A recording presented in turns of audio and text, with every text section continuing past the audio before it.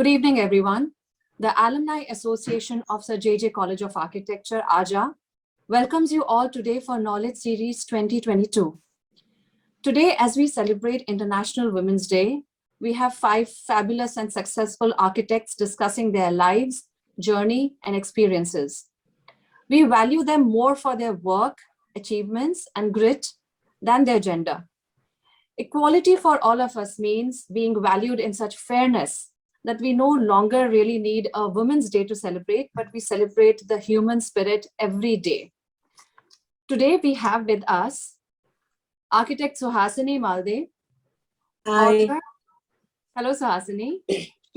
Suhasini Malde is author, partner in Ravi Malde Architects, and founder trustee of Ashiana Autism Trust.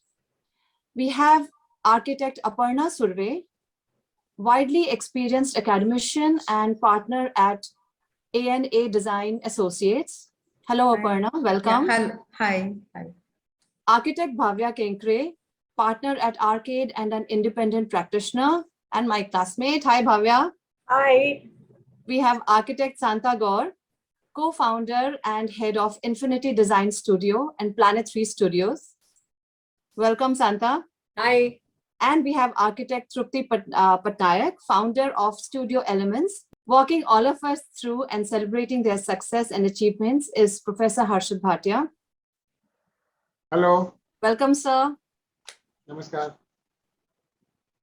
Please take over, sir. We are fortunate that we are able to have this celebration of International Women's Day because of this technology.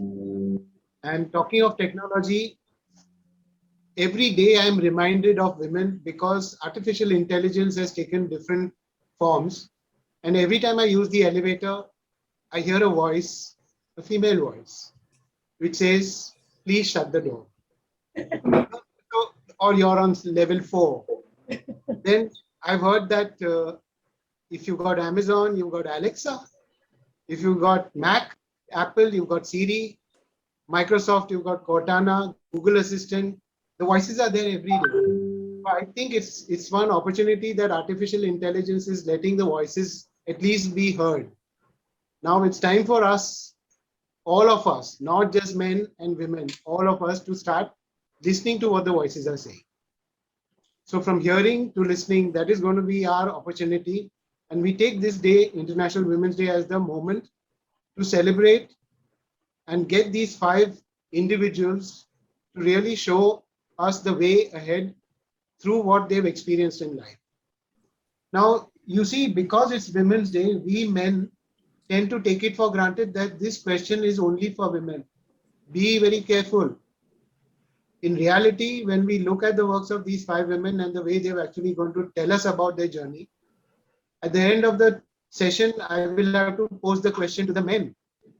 The way we'll have to really start looking at this thing. If you are going to have gender differences, which are not really required, then we will have to think about who's gone ahead and who stayed back. Thank you so very much, Harshad, Ramandeep, Ravi, and the entire Aajja team and committee for inviting me here on today's occasion, especially a Women's Day. And hi, everyone, all the beautiful and accomplished panelists today. Hi, and I wish you all a very happy Women's Day. And I would just like to say a few words about it. It's a small shlok. It says, Atulam tatra tattejaha sarvadeva sharirajam ekastham tata bhunnari vyapta lokatrayam tvisha. What it means is the incomparable radiance that was born from all the gods and pervaded the 3 worlds came to one place and took the form of a woman. So I think we all are celebrating only 8th of March as a Women's Day, but I think it has to be celebrated every day because womanhood is entirely, has to be celebrated every day. Also, you need to be very compassionate and very passionate about the things that you want to do. And I thank God and my husband Ravi for creating that kind of compassion and the strength in me to fulfill my duties towards the society. I thank God for choosing us to do this noble work. Doing social work doesn't mean that you leave everything, wear khadi ke clothes, khadi ki sari or kurta, kolhapuri chappal, and wear a jewelry on your shoulder. No, you can continue with your lifestyle the way you are living and still do something for the society. And it doesn't mean that you live your career. Like earlier, there was misconception about social work in our society, but now I think it's not necessary at all.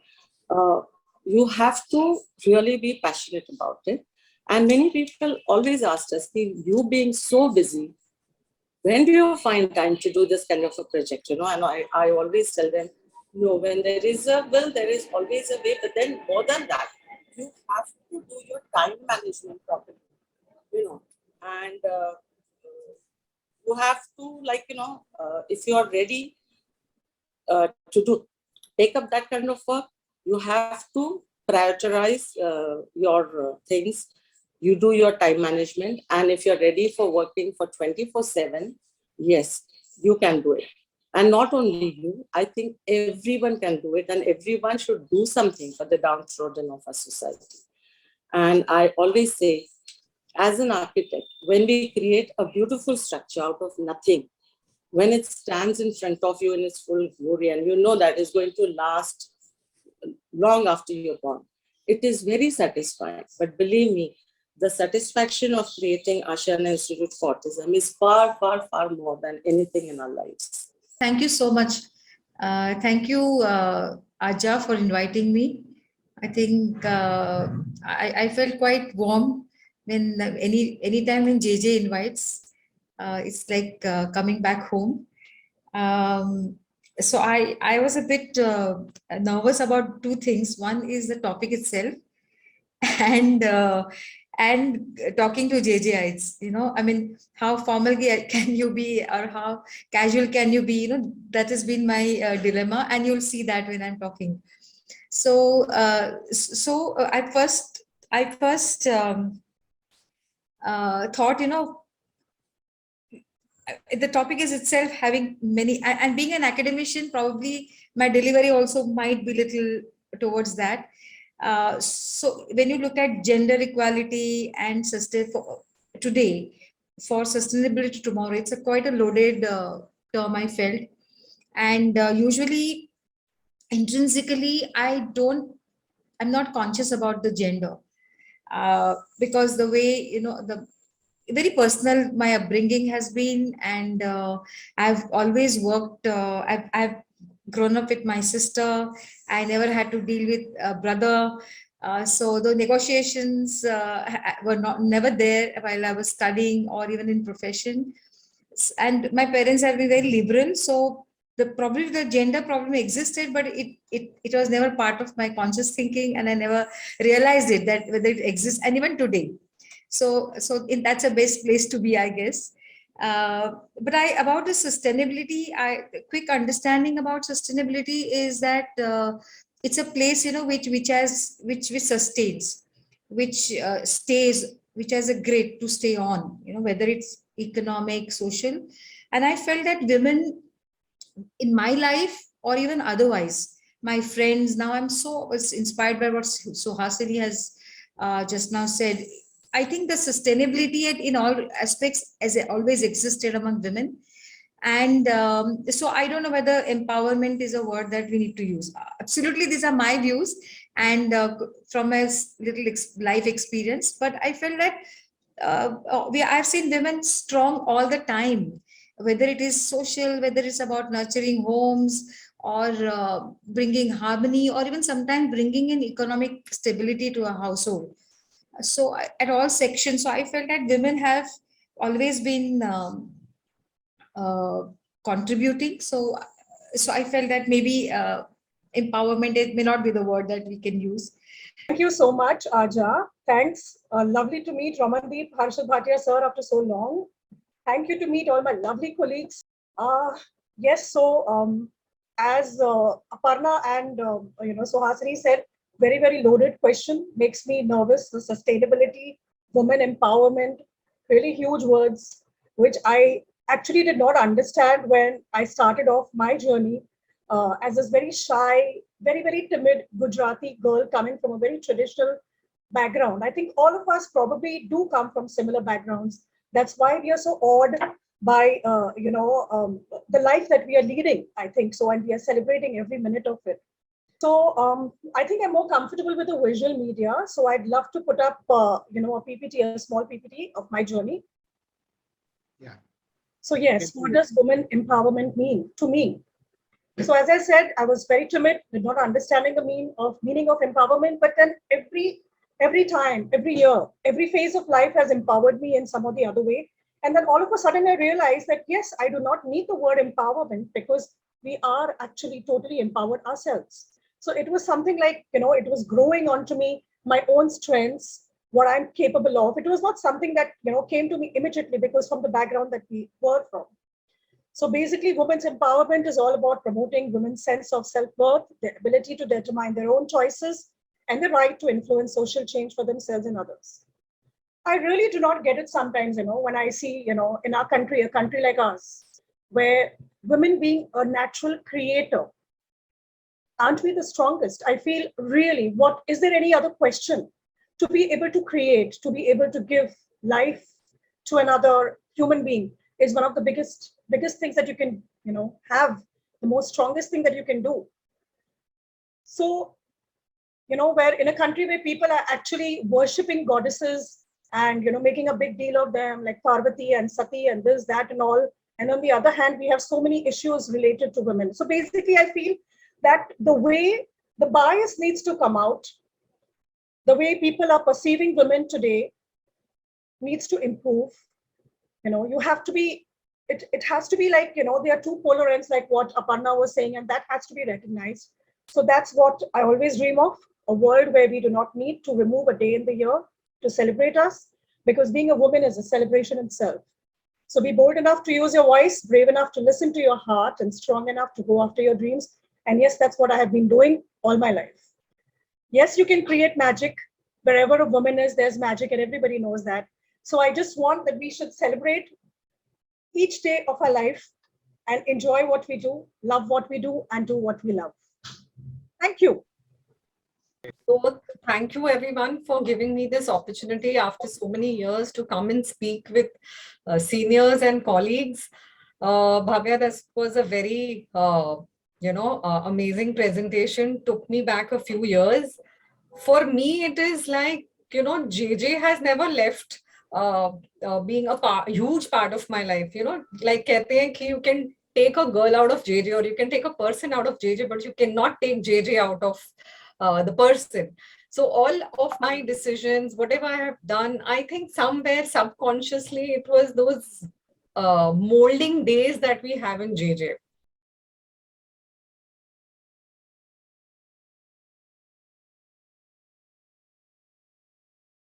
सो मला एक सुधीर मोघे यांचं एक गाणं कायम मी लक्षात ठेवते.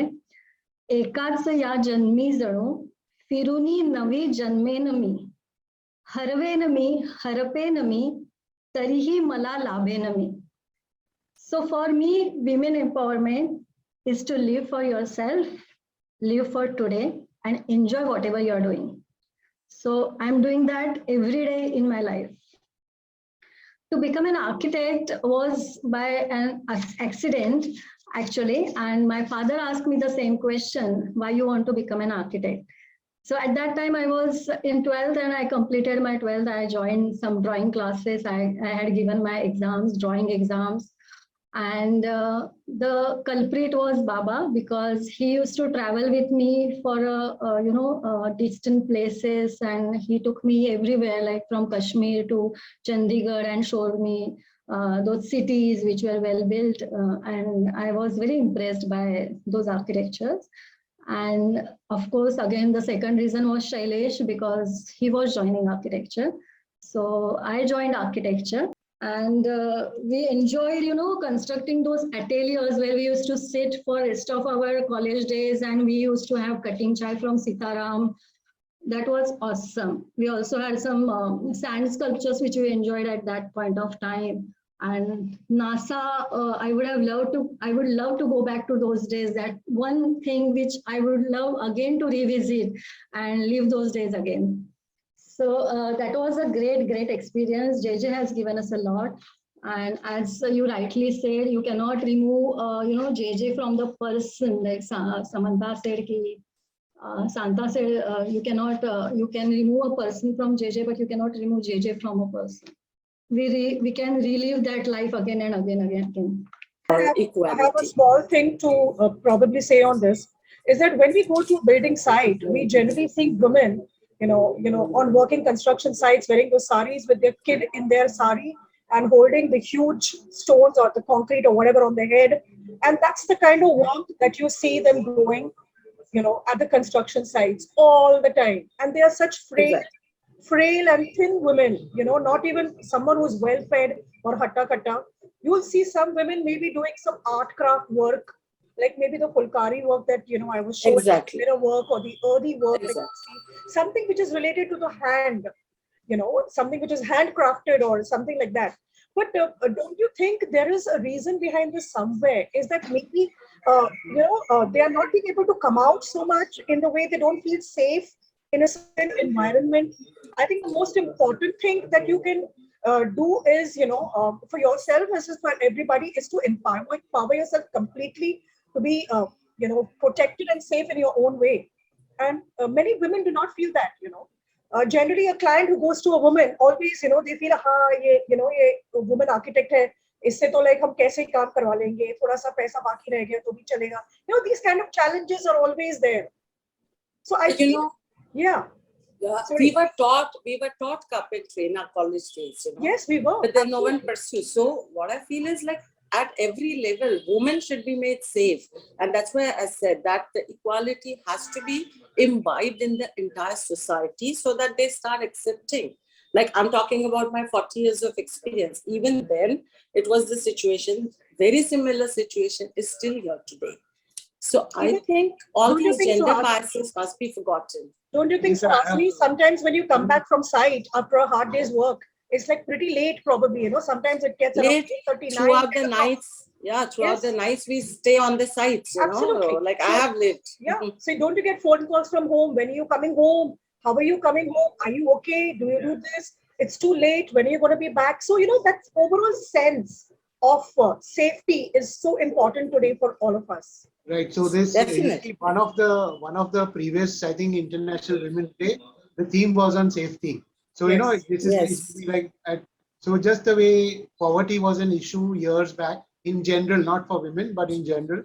Similarly, equality has become an issue today, and that is why But for safety, I would say I have driven at 3 or 4 in the morning from Fort to Santa Cruz, and I never felt scared or I never felt that I'm not safe. I think in a place like Mumbai, we are lucky to be very safe since those days. And I'm talking about early 90s, when it was like really. So Suhasini, we are traveling in our own cars. We live in a very safer environment. We are. That's why So the thing is, what you're talking about is the labor women who are not really having these type of. Exactly. Absolutely. So coming to the point, since you all are mentioning about this understanding that the labor women also need to be really in the other trades, not just in lifting bricks, and you understand, as you said, that for maybe some other element of the building. You see, there is the whole idea today is that the concept of housewife, homemaker, these are not looked at as remunerative at all. And that is where the problem lies. That if they were paid, then there would be a tussle for men also to get into that. That's the way I see it. But since they are not paid, the payment has to come from somewhere for you to get the food before it's cooked. The ingredients. So it's the earning, the livelihood, and the work you do at home. They are two disjointed things which need to be bridged. That means a person working at home is equally responsible for getting the salary which a person gets when he's earning for the family. Sir, That's what I was to say. Sir, this is Nilesh Kenkare. Yes, Nilesh, go ahead.